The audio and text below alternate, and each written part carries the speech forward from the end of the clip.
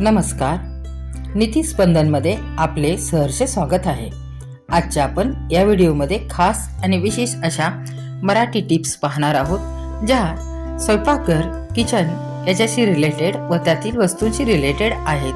अशा कोणत्या वस्तू आहेत त्या आणि त्यापासून उपाय.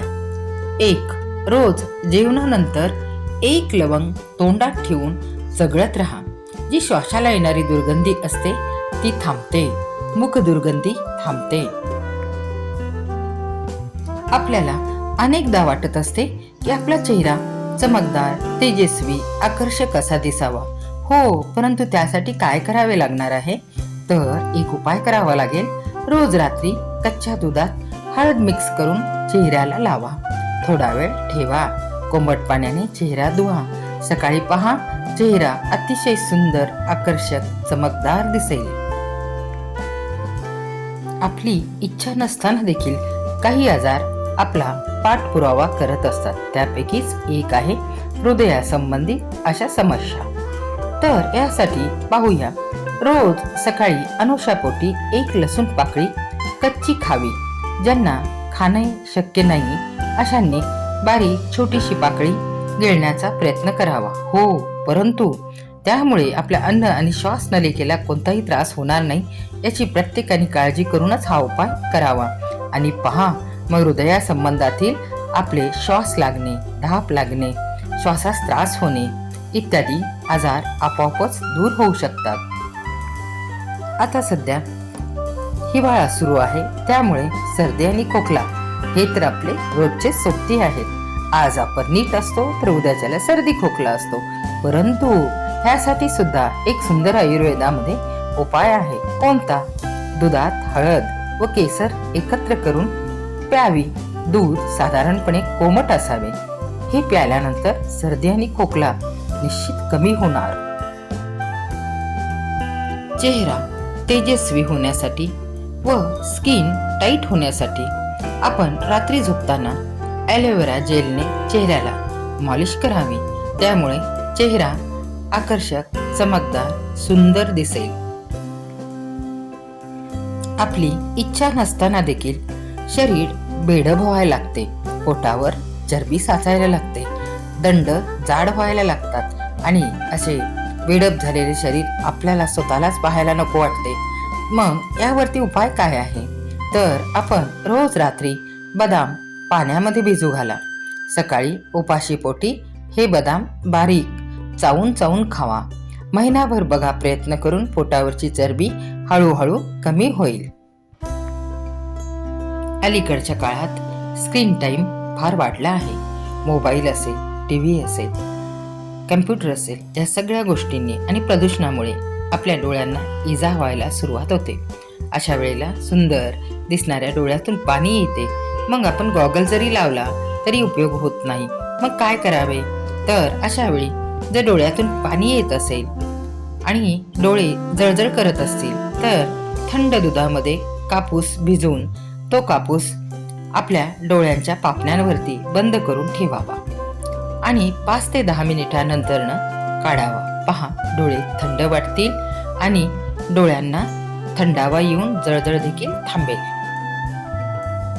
डोळ्यांमध्ये दाह होत असेल, डोळे खाजवत असतील, डोळ्यांचे आयलॅशेस आणि आयलाईन यामध्ये जर आपल्याला इचिंग त्रास होत असेल तर अशा वेळी धने पाण्यात उकळून घ्यावे. ते पाणी थंड होऊ द्यावे. गाळून त्या पाण्याने डोळे धुवावे. त्यामुळे डोळ्यातील उष्णता कमी होते व नॅचरल वरील सर्व प्रकारचे त्रास दूर होतात. कोणत्याही वयामध्ये पाठदुखी, कंबरदुखी, स्नायूदुखी हे सर्व त्रास आपल्याला त्रास देतात आणि इच्छा नसताना देखील हे सगळं सहन करावं लागतं. नाही, परंतु आपण असं सहन नाही करायचं तर काय करायचं? मोहरी तेल व कापूर एकत्र करून गरम करावे. मॉलिश केल्यास, त्या तेलाने मॉलिश केल्यास स्नायूंचा ताण हळूहळू कमी होतो. स्नायूदुखी, सांधेदुखी, कंबरदुखी, पाठदुखी आपल्याला आराम मिळतो. पहा, किती सुंदर मोहरी तेल आणि कापूर तेल एकत्र करा. लसूणामध्ये ॲलिसिन नावाचे एक संयुग असते, जे खाल्ल्याने शरीराला ताकद मिळते. शरीराला मजबूती येते. शरीरातील काही भागामध्ये जिथे वेदना होत असतात ते नष्ट होऊन शरीर बळकट होते. चेहरा सुंदर आहे, आकर्षक आहे, परंतु त्यावरील पिंपल्स आणि त्यामुळे येणारे डाग आपल्याला त्रास देत आहेत, त्रस्त करीत आहेत. कशाला काळजी करायची? आपण पाहूया. चेहऱ्यावर थोडंसं दही, कोरपड, हळद मिक्स करून चेहऱ्यावरती लावा. थोडा वेळ म्हणजेच 10 ते 15 मिनिट थांबा आणि त्यानंतर कोमट पाण्याने चेहरा धुवून घ्या. असे केल्याने हो, परंतु हळूहळू हे डाग आणि पिंपल्स कमी होतील. चेहरा सुंदर आहे, परंतु मान, हात, पाय काळवंडले आहेत, म्हणजेच तिथे आपल्याला बघताना थोडंसं मानसिक त्रास होतो. तर काळजी करू नका. ह्यावरही काही उपाय आपल्याच घरात, आपल्या जवळच असतात. तर पाहूया. उन्हामुळे हात काळवंडले असतील, मान काळवंडली असतील, तर अशा वेळी दही आणि हळद एकत्र करा. आपल्याला आवश्यक वाटल्यास मधही त्यामध्ये घालू शकता आणि हे मिश्रण प्रभावित भागावरती 15 मिनिटे ठेवा आणि त्यानंतर कोमट पाण्याने स्वच्छ धुवा. पहा, हळूहळू त्यामध्ये फरक दिसायला लागेल.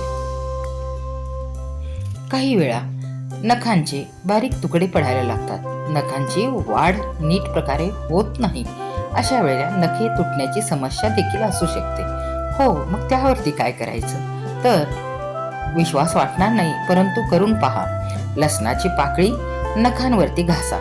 यामुळे नखे मजबूत होतात, नखे तुटत नाही, नखांची वाढ व्यवस्थित होते, लवकर होते.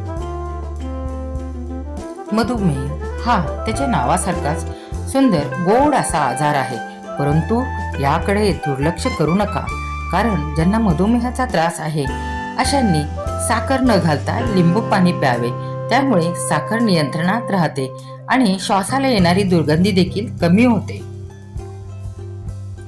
केस गळती होत असेल तर आहारात आवळा, भिजवलेली मेथी, मेथीदाणे, कढीपत्ता, तिळाचे पदार्थ, पालक, गाजर यांचा समावेश करावा.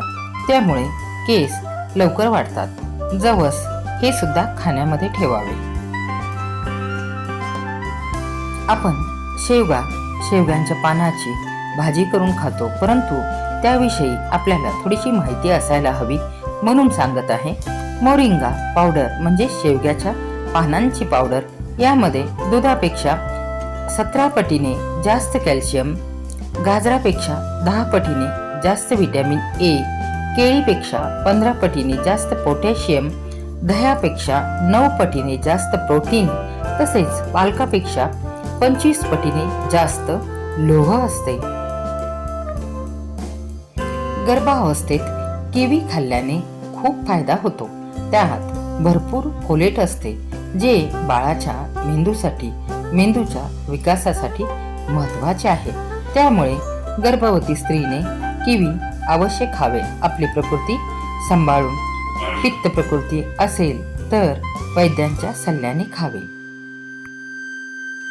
डोकेदुखी या समस्येने प्रत्येक जण त्रस्त असतो, मग तो प्रत्येक वयोगटातील असो.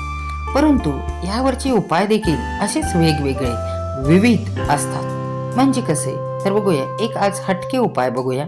नारळ तेलात लवंग टाकून गरम करून कपाळावर ह्या तेलाने मॉलिश करा. बघा, डोके शांत राहते, डोकेदुखी होत नाही आणि होत असेल तर ती हळूहळू थांबते. काही वेळेला वयस्कर व्यक्ती नाही तर तरुण मुलींमध्ये सुद्धा विसरभोळेपणा जाणवतो. स्मरणशक्ती कमी होण्यासारखे, थकवा आल्यासारखे वाटते. तर अशा वेळेला बीटमध्ये असलेले नायट्रेट वृद्धावस्थेत देखील, तरुण अवस्थेत देखील मेंदूतील रक्तप्रवाह सुधारण्याचे कार्य करतात. त्यामुळे आपण बीटरूट अवश्य खावा. तो अनेक प्रकाराने आपल्या आहारामध्ये समाविष्ट करता येतो. पहा, काही वेळेला त्याचा ज्यूस करून प्यावा, काही वेळेला सॅलड किंवा काही वेळेला कोशिंबीर किंवा काही वेळेला आपण सहजच इतर फळे खातो तसे खाऊन पाहावे. त्याचा फायदा शरीराला अवश्य होतो. आपण आपल्या शरीराची आवश्यक ती काळजी घेतच असतो, परंतु बघा, निदर्शनास येणारी एक गोष्ट आपल्यालाही कदाचित माहीत असेल. आपले कोपर आणि गुडघे हे नेहमी काळे पडलेले दिसतात. काही लोकांच्या बाबतीत असे होऊ शकते, परंतु त्यावरती उपाय आहे. तो म्हणजे अशा काळवंडलेल्या भागावर लिंबू रस चोळा. हळूहळू काळपटपणा दूर होईल. किंवा लिंबूवरती थोडीशी साखर टाकून हा भाग तिथे चोळावा, त्यामुळे देखील काळपटपणा दूर होतो. ओठांवरती मृत त्वचा म्हणजेच डेड स्किन तयार झाली असेल तर काय, तर पाहूया उपाय. थोडीशी साखर आणि मध एकत्र करा आणि ओठांवरती बोटाने हलक्या हाताने स्क्रब करा. डेड स्किन म्हणजेच मृत त्वचा निघून जाईल. ओठ गुलाबी हलके वाटू लागतील. आता पाहूया अगदीच थोडासा कष्टदायक असा उपाय म्हणजे काय, तर हे सगळं करायला थोडंसं कठीण वाटतं. म्हणजेच काय की आपले केस झपाट्याने वाढावे, केस गळती थांबावी असे जर वाटत असेल तर हे सहजासहजी जर केस वाढले तर किती सोपे होईल. परंतु सीताफळाचा गर आणि बकरीचे दूध एकत्र करून हे मिश्रण केसांवरती लावा. थोडा वेळ ठेवा आणि त्यानंतर केस व्यवस्थित स्वच्छ धुवा. स्वच्छ धुण्याची काळजी घ्या, अन्यथा संसर्ग होण्याची शक्यता असते. काळजीपूर्वक हा उपाय करा आणि पहा केस कसे झपाट्याने वाढतील, केस गळती कमी होईल. आता केस वाढीसाठी अजून एक उपाय पाहूया. केस वाढीसाठी आपण रात्रभर 2 चमचे मेथी दाणे पाण्यात भिजू घालावे. सकाळी बारीक वाटून केसांच्या मुळांशी लावावे. अर्ध्या तासानंतर केस स्वच्छ धुवावे. याने शरीरातील उष्णता कमी होते. नॅचरल शरीरातील उष्णता कमी झाल्याने केस गळतीचे प्रमाण थांबून केस वाढीस लागतात. सांधेदुखी, गुडघेदुखी इत्यादी समस्येने आपण त्रस्त असाल तर काय करूया, सुंठ पावडर पाण्यामध्ये उकळून सकाळ संध्याकाळ प्या. पहा किती सुंदर आणि सोपा सहज उपाय आहे, परंतु आपण तो करून तर पाहिला पाहिजे. अवश्य करून पहा, आराम मिळेल. काही वेळेला आपला नखांचा गुलाबीसर रंग जाऊन तिथे पिवळटपणा दिसायला लागतो. अशी नख पाहायला नको वाटतात. मग काय उपाय करायचा, तर पाण्यामध्ये लिंबू रस मिसळायचा आणि त्यामध्ये 5 मिनिट आपली नखे बुडवून ठेवा. नखांचा पिवळसरपणा कमी होतो. मग ती नखे हाताची असोत किंवा पायाची.